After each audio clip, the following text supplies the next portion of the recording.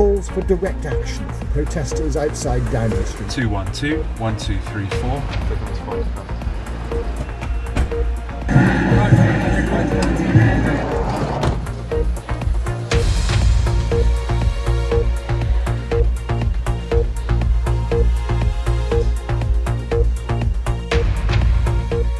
Okay, sure, I'll transfer it to you and I'll let you know when I've sent it.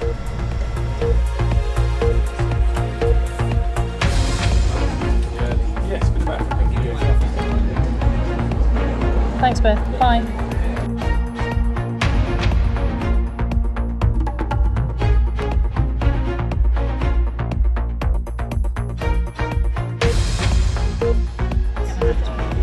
With his WMT because they want lives then. Well, live in 30 seconds. Have a good one. Enjoy. 북한이 레바논을 2대 0으로 꺾었습니다. 평양의 반군 점거지로 러시아 무기가 여객기 격추에 쓰인 것으로 알려지면서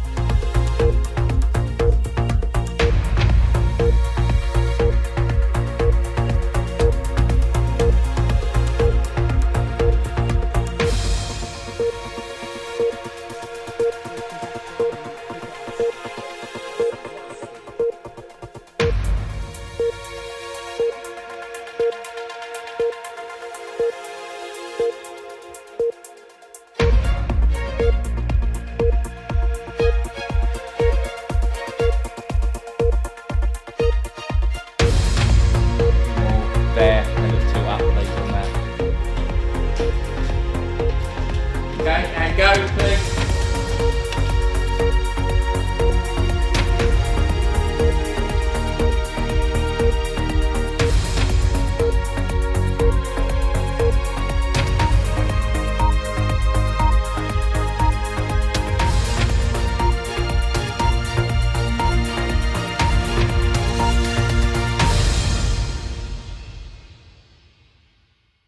And Morwen, we are delighted to welcome you onto this webinar, our inaugural session of the In Conversation With series, brought to you by RISE, a group for women in broadcast, and the IABM. And thanks to all the RISE and IABM members who have joined us today. It's great to have so many of you listening in and participating in this session. Questions are welcome through the Zoom webinar chat. So I hope during the course of the conversation, we'll have questions come in, and we will keep 15 minutes at the end of the conversation for your questions. Morwen, I'll start by asking you where you are today. Where are you speaking to us from? Well, not actually from the newsroom, because as you can probably spot in the background, that picture was taken before social distancing, and we're down to 7% occupancy rate in that building in News Broadcasting House. So I am like many at home, and there we are. So for those of you can spot, I'm actually in my son's room with these Green Day and AC/DC posters. So he won't let me change them, and he's stuck away at university. So I promised I wouldn't. So I'll keep you with this background, Anna. It's a bit more true to life. Wonderful, thank you. And I assume that most of the BBC staff are essential workers. So have you been able to work from home as well as work in the BBC facilities around the country? Have you been able to travel if you need to? I mean, you know, a lot of our people are absolutely essential workers and are needed to go into those buildings and out in the road to make the news that you are getting sort of 24/7. So there are people that just can't do their job working from home, and they're the people that take the pictures, that make the radio, that press all our buttons to get our connectivity, that direct our programs and our radio programs and television programs. And they're absolutely doing a fantastic job. They're coming into the building or they're going out on the road, and they are still performing that. And it's scary times. times. It's scary times for us all. And absolutely, just want to acknowledge the great work that everybody is doing out there. So I was in for the first week, and then I didn't feel so well myself, and was off for a few days. And my husband also is one of the vulnerable people, so he was sort of on semi-lockdown for about 12 weeks here. So I am working from home and working really effectively from home. Actually, it's going pretty well. It's been very full on, absolutely full on for about the last 4 to 5 weeks. I can imagine. I mean, the BBC and public service broadcasting is definitely more crucial than ever. And we are experiencing and living through a very unique time in Britain and the world where news is vitally important. And you have a role at the heart of BBC News. How have the last few weeks been for you, both professionally and personally? Well, it's been full on. It really has. I think there was a weekend that was a turning point, and it was before the lockdown. It was at least a week before the lockdown, and I remember getting a text about 5:30 on the Saturday. And basically life changed then. It was, we need to start looking at how we change our programming. Can we scale back any programming to keep us at a safe level, to you know, make sure we're always putting a core of programming out. And basically from the next morning, I woke up and started on the Sunday and started doing that, and it was been full on ever since. So that was then a week of going into the building, trying to sort of socially distancing, but before it was really, you know, a 2-meter rule, but we were all trying to, you know, dance around each other. And then I was sort of on the lockdown when I didn't feel so good. But so it's when it's really busy, you just keep going, and that's what we do in news, and the adrenaline just keeps you going. It's now, for me, sort of plateaued slightly, although I would say for my colleagues who are still going into the buildings, it does not plateau like that. They are still at the forefront of everything. So I'm very aware of that when I say, here I am sitting in this room, and it might have plateaued for me a bit. It has spikes. When the Prime Minister was in intensive care, that was a pretty full-on spike for us, as you can imagine, and things come and go. So you deal with it, and you know, the trouble for us all is a lot of our usual coping mechanisms, going for a drink with our friends or going out to the gym or doing some exercise, are taken away from us as well. So you've got to be really work at getting those things. So I get up half an hour early every morning and get on the indoor bike for half an hour while I'm watching breakfast news, and that's one of my coping mechanisms. Yeah, I know that you're a keen road cyclist. Have you been able to get out on the road at all, or is it mostly the indoor bike? A lot of it. I get out at the weekends, so, but only sort of not too far away. So I've not done. I'm doing about half the mileage I would normally do. So that's my usual escape every Saturday morning. But it's not quite as much of it at the moment, I'm afraid. And I think a lot of us are on bikes, either pelotons or stationary bikes, and watching the BBC News while we're cycling. So yeah, absolutely. I can definitely understand you doing that in the morning. Thank you for sharing the earlier video. I'm assuming that was made before coronavirus. Yes, it was. And showed how you were working previous to the London lockdowns. Yeah. Can you share with us a little bit about how the video was made, and then what from that video has changed from then till now with how you're producing the news? Well, you'll notice in that video it's preoccupied with a little something called Brexit. Do you remember that? You know, that was what that was all about, and last year and the last 2 years were all about Brexit. and the a lot of it was filmed around College Green opposite Westminster there, and that preoccupied us for about a year. It was a great film. It was made by Emily Brooks, who works for us, who's one of our camera shoot edits, and Emily was one of our apprentices, and I think she made that when she was probably still an apprentice. Anyway, it's a great film, and Emily was at the beginning of the film, very Hitchcock-like, carrying her camera at the front of the film, and it's just, you know, that for me is just showing that you know, we are getting more young people, more women into the business, into technology, and Emily and some of her colleagues are great examples of that. We've always had some, you know, great tradition of crack camera women actually at the BBC, but it's good to know that we're keeping that up. But working in a very different way. You'll have seen the guy on the lip mic in the back of the van. That's one of our edit vehicles. We do a lot of our editing on the road, where you'll get reporter, producer, and camera shoot edit. And they edit in the back of the van on the road. We can't do that. They're like this. They're so close to each other. So we've developed a technique of our Northern Bureau developed a technique of editing over Zoom, where we would be like this in our various boxes, and you as the reporter, me as the camera person, other person as the producer, will sit in our various locations, or even just sit in our cars if we've been out on location, or wherever we are, and contribute over Zoom for the edit. And that's just one way we are now working, because we can't be in the same space together. I asked a few of your BBC colleagues what are some words that they would use to describe you and your way of operating. And oh goodness. Well, it was interesting because I think you'll enjoy it.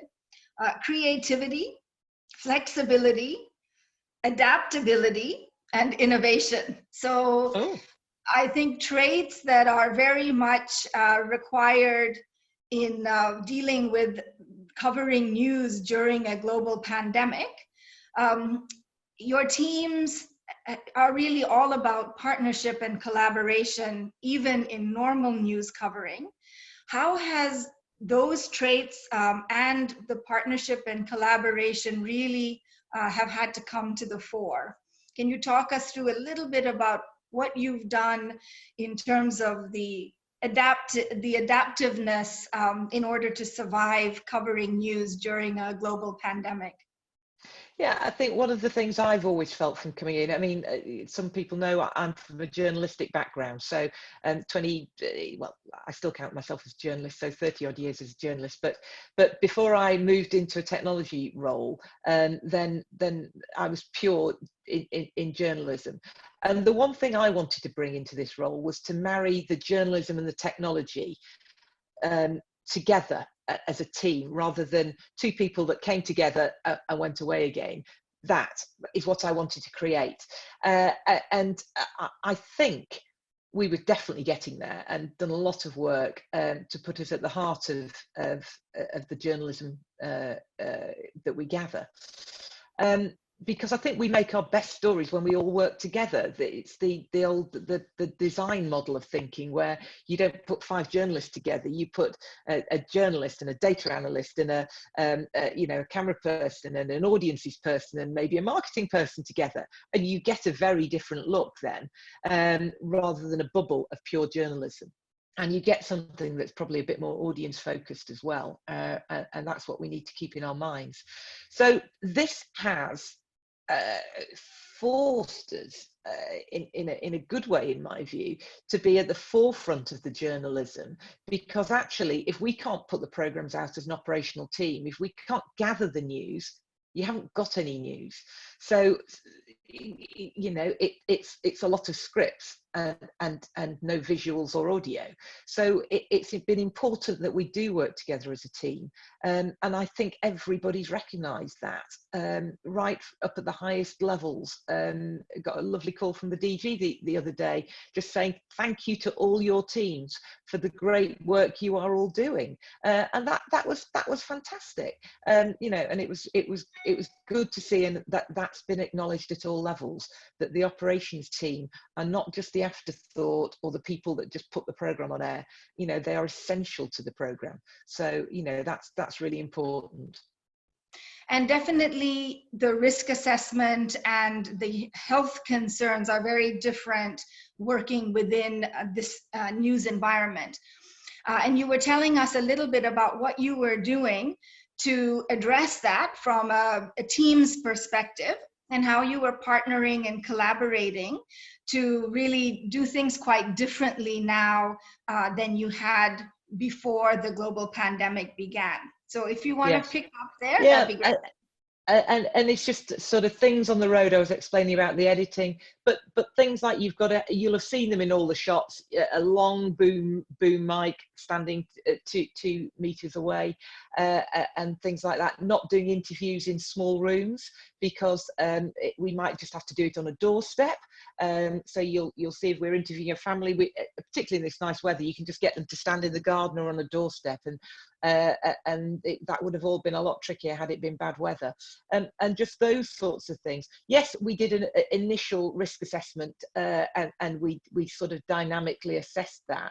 So when things changed, we had one before the official 2 meter and lockdown, and then we had another one post lockdown. And what we've done is every morning we have a meeting, a Zoom meeting, and representatives from the nations and England are on there. And so we make sure all our camera crews and teams and engineers and radio guys and girls that are going out all are sticking to the same rules, and for safety. It's purely for safety, and that everybody's really clear, because I think when you're going out on the road, you need to feel as supported as possible, because they're the people that are our front line, not quite the NHS front line, but the front line of our broadcasting. So they're the people going into uncertain territories, times, they don't know what they're facing. So we need to make sure we give them a guidance to be as safe as possible. And we did a lot of that, and it's about just some things like, I've mentioned to people before, but putting you see the big fluffy mics. Well, it's putting a pop sock over those, because it's easier to wash a pop sock than it is to wash the fluffy microphone, and other things. I've got a bit of kit here, if you can see it. So this is one of our mobile journalism kits. You just slide your iPhone into that. This is a fancy one with a decent microphone. It's got a light on the top that you can, and you can do your piece to camera with that, or you can do a contribution like that. We've got smaller ones as well, just the small handheld ones. We've been sending lots of these sorts of kits out. We already had quite a lot of them, and our mobile journalism and innovation team, led by Sarah Shepherd, she had been giving those out for years, quite frankly, years. But all of a sudden, a few people who hadn't maybe quite got round to it have been embracing that because of need, and because of needing to do inserts from home. So quite a few of our political correspondents are broadcasting from home. Some of our international correspondents are broadcasting from home as well, just as inserts, small inserts into what we call a two-way. Yeah, and some of them have become quite viral and popular on social. I've seen Justin Webb do his setup for Radio 4. And also there's a weatherman, Winwin Evans. Oh, that's brilliant, isn't it? Yeah, doing his drumming on websites. So I think it's really brought to our attention some talent who we may have seen before or heard before, but now their personalities are really coming out in a very viral way, which is lovely. Yes. I mean, and the kit we sent to Justin's house, just to pay tribute to my team, we sent that around to a few of the Today and some of the 5 Live presenters' houses way before lockdown. And a credit to my team, who sort of saw this coming and thought, well, we'll send it around just in case we ever need it. And then lockdown came, and the Today programme is nearly exclusively being done by presenters working in the safety of their own home. And that reduces the footfall of people coming into new broadcasting house. It's not about, I'm a presenter, I'm not coming in. It just reduces the footfall of anybody who can work from home. And uniquely, that's an amazing thing, that we can produce 3 hours of Radio 4 current affairs and news from people's homes. It's amazing. Yeah.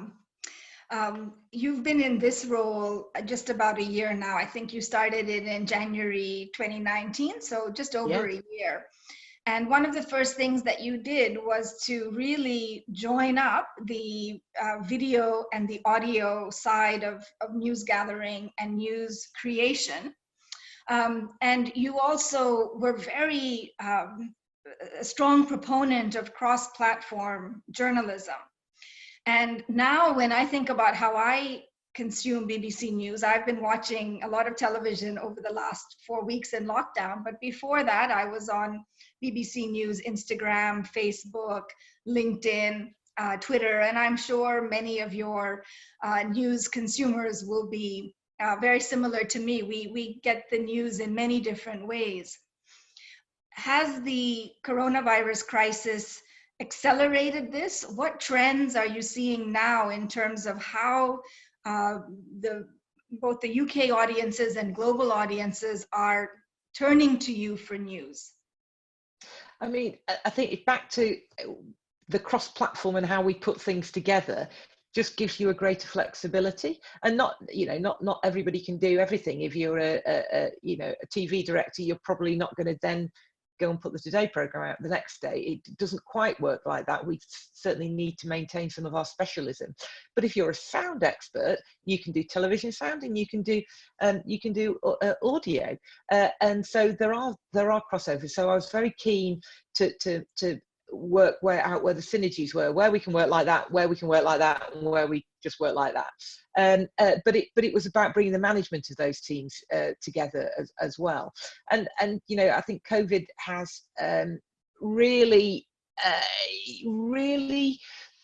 brought together the need for that flexibility really again. And you just need to keep being flexible, to literally be able to survive, not only in these strange times. You've got to adapt, and I think it's seen that more than anything that we do need to adapt.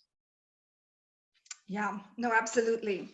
Some other trends that we're seeing in newsrooms around the world are definitely more remote, as you mentioned, more use of the internet, citizen journalism. These are all things that we've seen in great spikes over the last 4 weeks. One of the things that's most interesting for me has been the call out for citizen journalists and user-generated content to come in. With all that content that you're now getting from around the UK and around the world, how are you managing it, sifting it, figuring out which are the video series that you want to cover, which are the shots you want to take? What's some of the thinking behind that? Well, luckily that's not my job, so I don't have to worry about it too much. But you do get some fantastic insights, and everybody's got a camera with them these days. So it's something we've been facing anyway. In the old days, you would have to wait for a camera crew to get to an event to take it. I mean, the clap, for instance, the big clap every Thursday night, it'll be tonight, won't it? It just shows that we can take pictures and be everywhere, and that's one of the really important things, because actually what we don't want to do to get 8 different areas of the UK, and we're really conscious that we get outside and out and about, and we're in Scotland, and we're in all of them, is that we want to use that content to help us rather than send 8 camera crews out. So because in the current climate, that's a risk, adds more risk to things. So it's great that we can get people sending us some shots and things. We can't be everywhere, and we can't see everything. And if people out there do see things, then we're really, really pleased if people send them into us. And we've got a user-generated content UGC team who do sift through all that, and luckily it's their job and not mine. Yeah, and there's a cute video again on the BBC News site of a husband and wife. I think their names are Ellie Crystal and Ben Moore, who were giving instructions on, how to hold your phone horizontal. Yes, which I'm not doing now. I should twist my phone around, shouldn't I? Really, or does that not work? No. I'll go back that way. Yeah. But yeah, I mean, and how to film how to film it the right way, how to try and get the audio, and that's why like little things like the extra mic, or if you've got your headphones mic, just put that on, because that will give you much better sound. And if I was interviewing you now, even if I could out of sight put the microphone nearer to you than rely on the front of camera, just little tips like that make, you know, gosh, we're all in broadcasting, we know most of this stuff, but you know, I do think that makes a huge difference. If you're filming on a mobile phone, sound is one of the things that nobody thinks about, but everybody should think about, because that's the difference. The cameras are brilliant. Let's face it, these cameras on these phones these days are absolutely brilliant and are in broadcast quality. And we did a trial, I'm probably getting off your point a bit, but I do like to go on about it. We did a trial with mobile phones, probably about 18 months ago now, where we asked 10 of our camera people to put down their big cameras for a month and see what they could achieve with their eyes, their skills, all their training. They know how to frame a shot, but with iPhones. And on one of the days, it was the day Stephen Hawking died, one of our cameramen, Andy Allcroft, went and shot a piece with school children at a science fair to get reaction. And the good things about that was he shot it in a way that all these kids were used to having a mobile phone in the face, so they didn't do all the yeah in the background. And it was such good quality that when we put it on the 6 o'clock news, we didn't tell them, and they nearly fell off their chairs when they found out. And the really key thing in our business is they replayed it on the 10 o'clock news without changing it, and that just shows how impressive that was. So the technology is there. It's sort of needed. If the only good thing that might have come out of coronavirus, apart from the community spirit everybody is showing, but in a broadcast sense, it is that these new techniques and ways of working that have been around for quite some time are finally being embraced, and that for the industry it will take us in a new direction. Yeah, and then I think the question is, when COVID-19 pandemic is over and we go back to more business as usual, what will be forever altered and what will maybe slip back to things which are the more traditional way of working. Yeah, and that will be really interesting to see. And you know, some of that is in our own hands. If we let it slip back, then it will slip back. But if we decide actually some of these changes are for the good, if we can do this by doing it this way, apart from the fact I just dropped off, but if we can do this way, do we need to drive long distances? Do we need to fly to conferences? Do we need to do any of that? And the effect that can have on the environment and on finances could play a major part in people's thinking. Yes, and I mean, it hasn't affected the audience enjoyment and participation in the news, because obviously there's lots of studies that show over the last 4 weeks there's been a massive spike in the consumption of news across all platforms. Yeah, and audiences are very accepting of new tech, new ways of working in this environment that maybe will become very commonplace going forward. Yeah, and you know, an interesting stat I saw, you know how everything's digital, everything's online, we're all consuming all our news online. Television's making a bit of a comeback. You know, I think there was a Reuters Institute paper that had looked at 6 countries, I think, and it still had digital at, I think it was just under 80%, 79%, but you know, 70%, there was a really high figure for people consuming on television as well. And I think, do you think we've gone back a little bit to sitting around the television as a family a little bit more than we were disparate because we can't get out of each other's space, so we're sharing a little bit more like that? And of course we're not commuting, so we did a lot of our digital consumption on the phone, and I'm not saying, I mean, the digital consumption is still by far you know, way ahead, but it's a really interesting figure that you know, telly's not quite dead.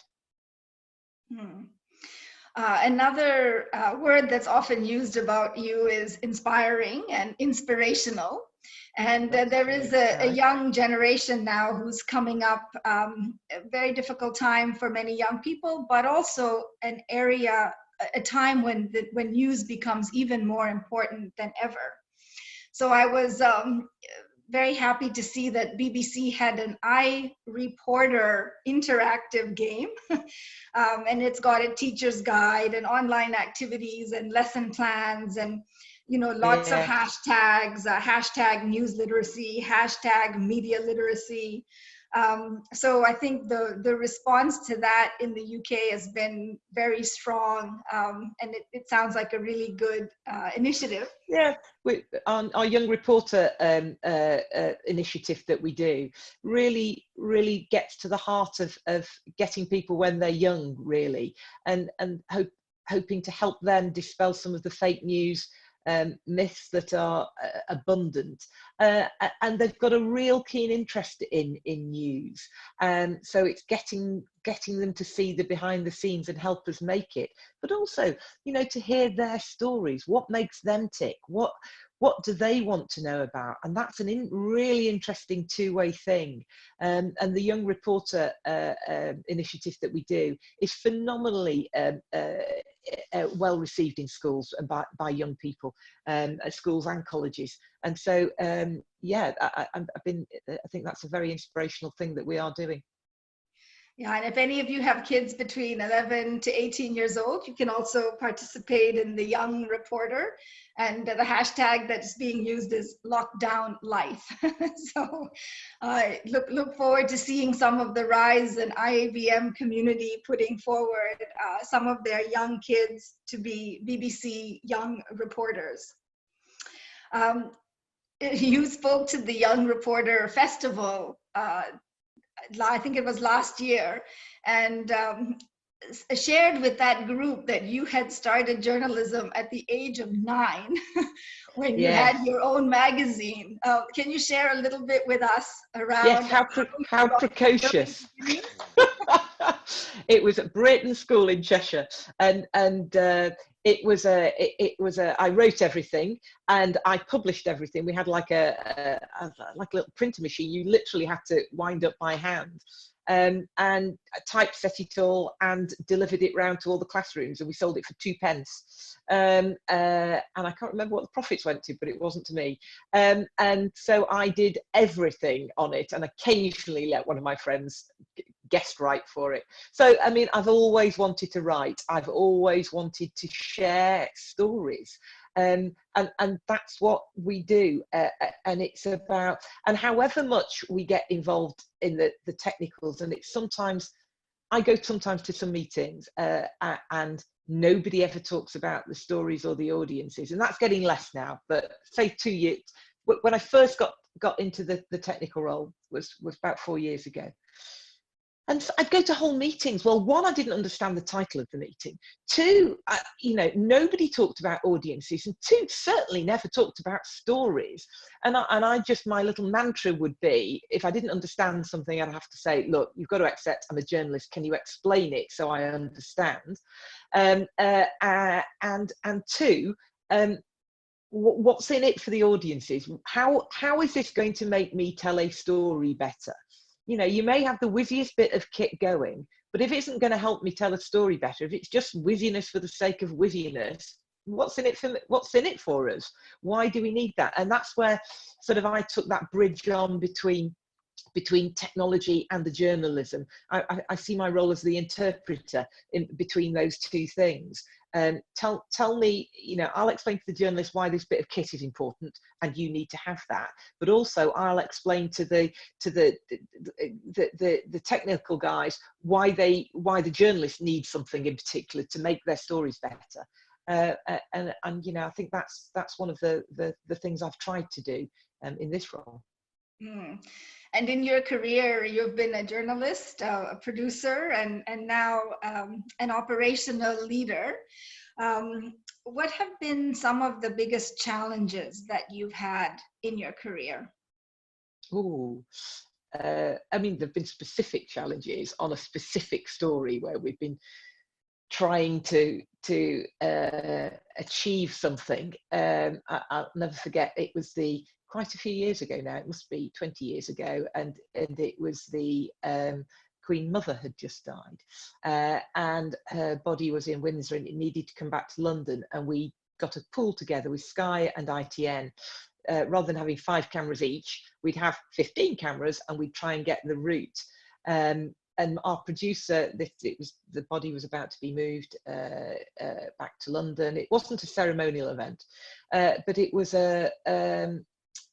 and my producer rang about 2 minutes before we were going on air with this event and said, "It's going the wrong way." I said, "What do you mean it's going the wrong way?" "The police have just given me the road maps and this car is not going in front of any of our cameras." So it literally was about 2 minutes before we were about to see the car. So I had to ring a press office at Buckingham Palace and say, we need to do something here, and without going into any details, about 3 or 4 minutes later the car went in front of the cameras. So it's challenges, but that's about having a relationship with somebody and a trust, and they trusted me and I knew who to ring and they knew who I was, and those relationships. So never underestimate a strong relationship and an honest relationship with somebody. I mean, I think the challenges otherwise are really frustrations at one of my team calls me a woman in a hurry, and I would accept and recognize that, but it's I think it's about frustrations when things, in my opinion, don't quite happen soon enough, and I find that a real challenge, and I really try and drive things and keep on top of things and make sure things don't overrun. We've just had a really big project redoing some of our studios for our Arabic and Persian TV, and these projects can easily overrun, but we with the project leaders and the project managers, we really drove it to make sure that these things happen on time, because if they happen on time, they happen on budget and all that sort of things, and it's easy to take your eye off the ball and let things like that slip. So I think it's a frustration, I think, at delivering change in a quick enough way, and maybe something like this, as I if there are to be, as I say, any silver linings, it is maybe that we will deliver some change that we could have done, but people weren't as accepting of.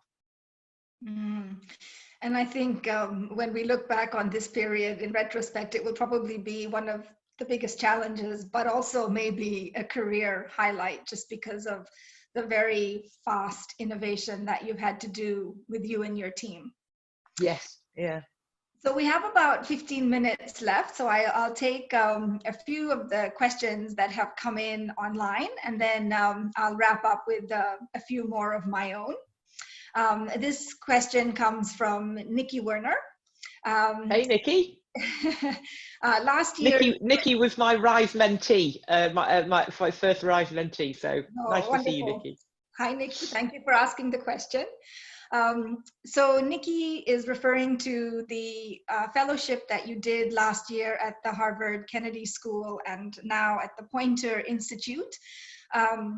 And the question is really around what is the key learnings from the fellowship that you did in the US. And maybe you can also share with the wider group, what was your challenge during the media transformation challenge? And is it really something that's come in very handy during this crisis? You know, that year, sadly, the year for the students this year have had to cancel it because of COVID, and it's such a shame. I think I'm so grateful to have had the year that we did, because it was definitely a year. It's called the Media Transformation Challenge, and it was at Harvard. Previous to that, it had been at Columbia University, and it's now, as you say, Anna, just moved to the Poynter Institute in Florida. But I did my year at Harvard. At the Kennedy School, and it's the key words media transformation challenge, it sort of sums it up. We were there as 30 leaders or people in all different forms of journalism, from, I mean, mainly American, probably about 25 American. I think there were three or four Brits.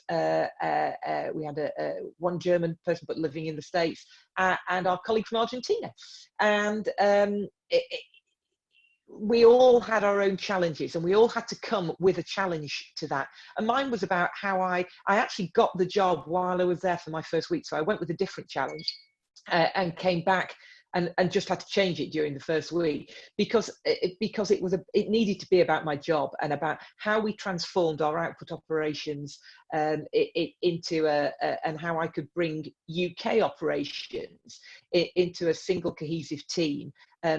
Being flexible, being at the heart of journalism, and being at the heart of BBC News, the things we talked about earlier, Anna, and just how we could bring all that together to be, you know, more flexible and more, yes, more at the heart of news. And there were lots of techniques that we learned, and I'm still using them. You know, things like, we had something called from to. You need to take this from a disparate teams to unified teams, and then you'd go through, you know, and you clearly work things out. And it was for the woman in a hurry, it put a pause in my life to step back and think about things in a lot more strategically. And it has been one of the single best things I ever did, not just for the great, you know, the great learnings and insight to the people that we did, and how you go about things, you know, how you go about, if you want to get there, you can't get there in one stage, you have to get there in small steps. And the learnings from one of the Harvard professors on that was just insightful and delivered in such a great way. And then the team spirit from everybody. And we've still got our Slack channel that we can put anything out there and say, guys, have any of you worked out how to do this? My good friend Nation, who's in North Carolina, wants to do some Zoom town hall meetings, and I hope you won't mind me saying, but he was getting, what's it called, Zoom bombed by people. So asked out there, guys, anybody experienced this? Anybody found out how to get around it? So it's just things like that. So the camaraderie is brilliant, and I keep them, they're here actually, the team are all here. So I've got my little certificate, which I'm not showing off about, but it's that bit of the, I don't know if I've got the camera on the right bit, but it's that bit. They're just there to inspire me, to make me think, you can do this, you can do better, and if I can't do it, these guys are really intelligent, they can all do it, so they can help me. Wonderful, thank you for that answer.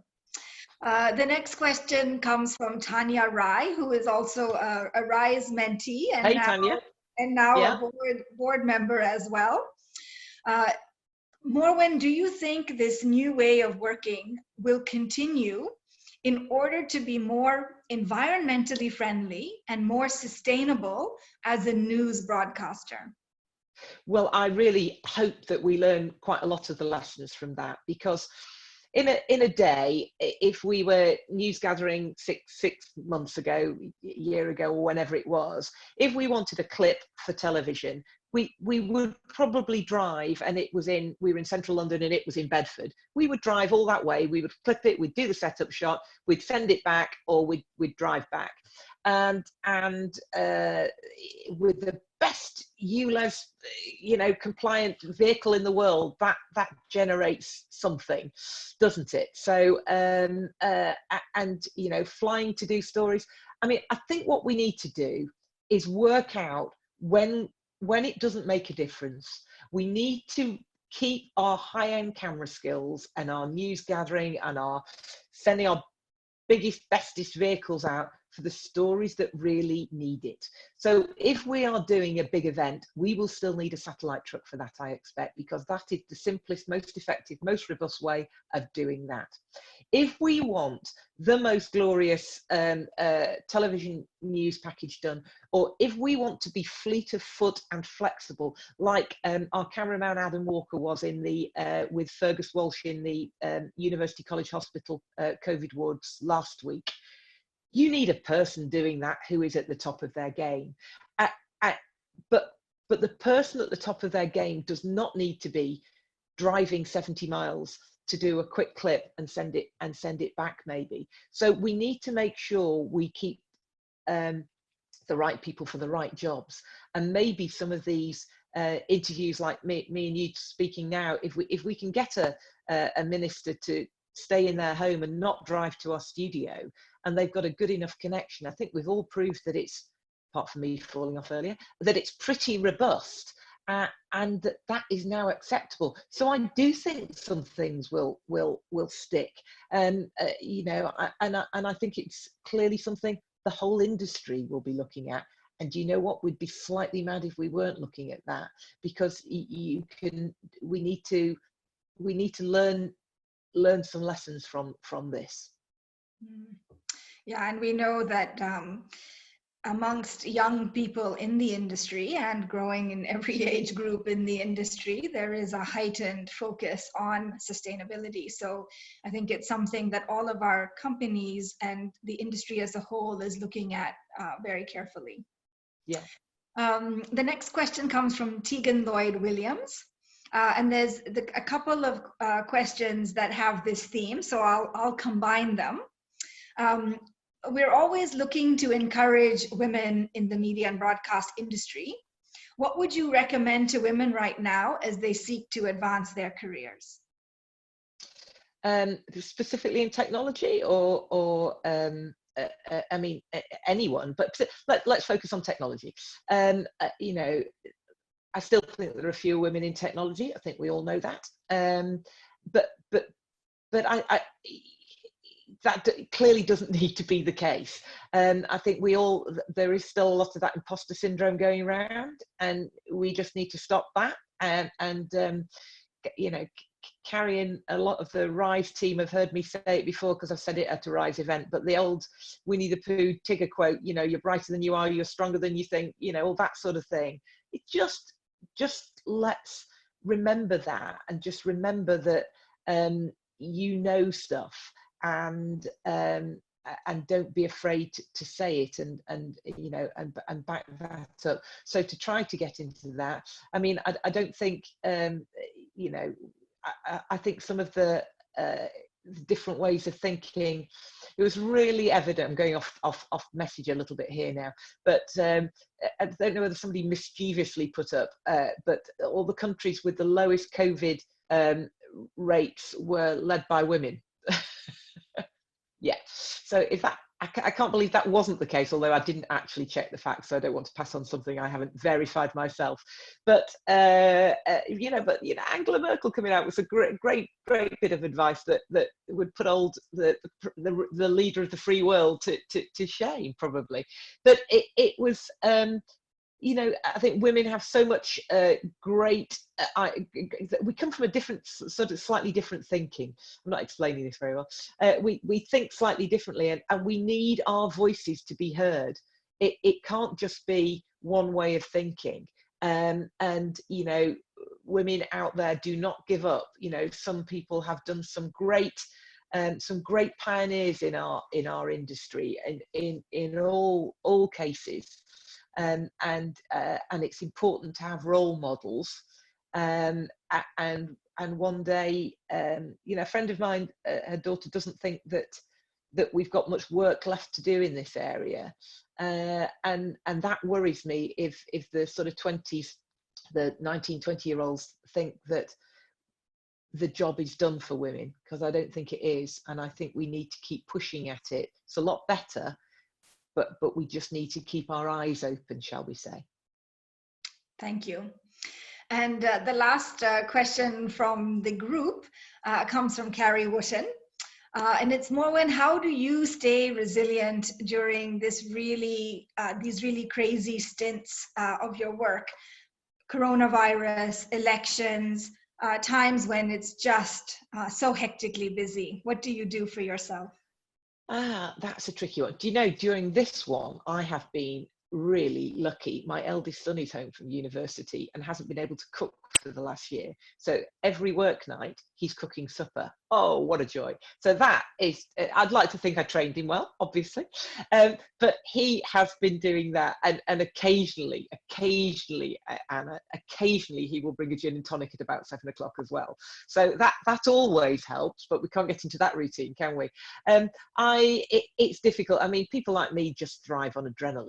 So, you know, it's easier to be working right up there than it is to be working down here. That I find it easier up there personally.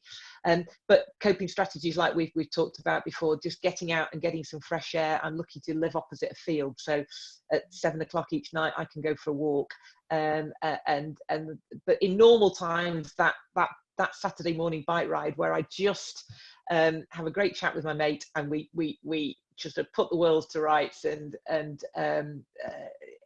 it just, you feel the wind in your face. I feel that's a good one for me. But just doing my walk every evening is a good break between doing this, you know. And we've all got so much to do. That's the time I ring my mum. So she's 84 and she's on her own, and she's a long way from me.